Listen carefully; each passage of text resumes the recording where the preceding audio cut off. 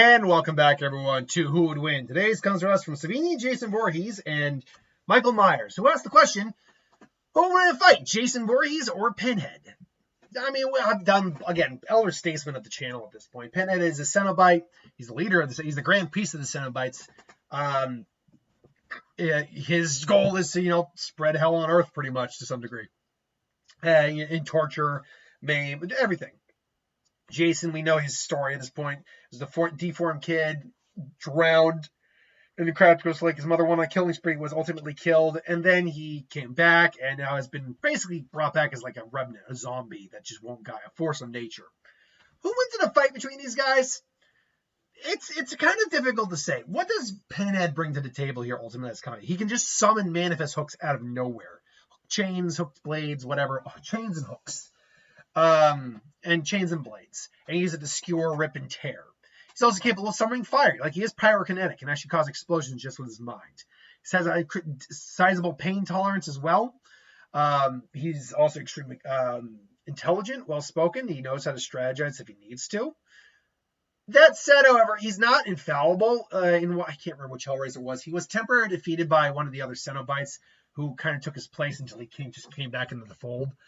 He is also bound by his soul. His humanity is still in there to a degree, which keeps him in check. Because people have always, every once in a while, bring up, like, he's an omniverse, he can bring out hell cells. Like, I looked into it, was like, no, he can't. He's there as most dangerous without his soul, but he's not that powerful. And I don't get where people, I've looked it up multiple times. He's not as powerful as people say he is. I don't get where people are getting that from.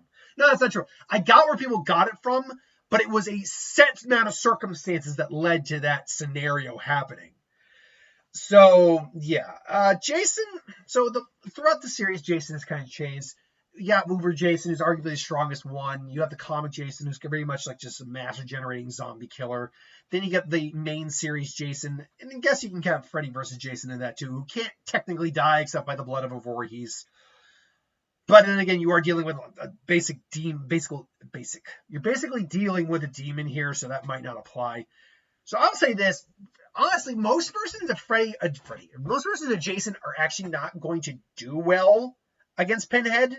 Because Pinhead isn't a close-range fighter at all. He's a long-range fighter with the chains. Or she is. Or they are. Because we now have a female version of him. All that he has to do is just skewer Jason, and just kind of keep him out there. Jason might break the chains at one point, but he could just summon more and just rip him apart and tear him to shreds. And yeah, throughout the majority of the Jason Voorhees runs here, that's what's going to happen. Even if you get the one fast movie Jason who tries to rush into him, Pinhead could just be like, boom, I get some chains from anywhere, bitch. And then blow him up. The only Jason who could actually stand a real shot against him is Uber Jason, who was durable enough to not only survive the vacuum of space, but survive re-entry into a planet's atmosphere, the impact of the atmosphere, and just walked it off. It's fine. He's strong enough to literally throw giant trees and basically impale someone with a giant tree. That Jason is very powerful. And, I mean, even though the chains are demonic in nature, they still seem to act generally like normal chains. So there's not really anything Jason or Pinhead can do to hurt that Jason. His chains are just kind of glance off. Even if he hooks into Jason, this Jason could just snap that chain and keep going. Even if he tries to blow Jason up, that's not really going to do much. This is the guy who can survive planet re-entry atmosphere, or planet re-entry levels of heat and pressure. And then the impact was clearly enough that would have shaken and rattled and should have destroyed him, but he walked that off too. This is where Pinhead actually would be coming at a big disadvantage, because he just, at that point, doesn't really have much to do to Jason at that point. At least this version of him. So Jason would eventually come in, he'd start wailing on him, and basically he'd just start tearing him apart. Now, I should be noted that Pinhead does, I believe, have the ability to teleport as well. So if he needs to, he can get the hell out of there. But eventually, if we're talking about a fight, well, either he reappears, the fight continues, he reappears, the fight continues. Jason either gets bored and leaves, or he just finally gets set up and predicts where he's going to be and just kind of puts his arm right through him and rips him in half. Or Pinhead just says, I can't beat this guy, and nopes out of there. Either way, Uber Jason would win that fight. But if you're looking at the majority of wins here, well, that would go to Pinhead.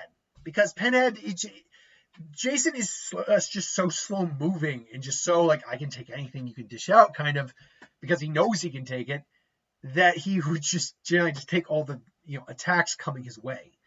And unfortunately, taking the range, binding with chains, ripping and tearing with chains, that's not something Jason's really prepared to handle.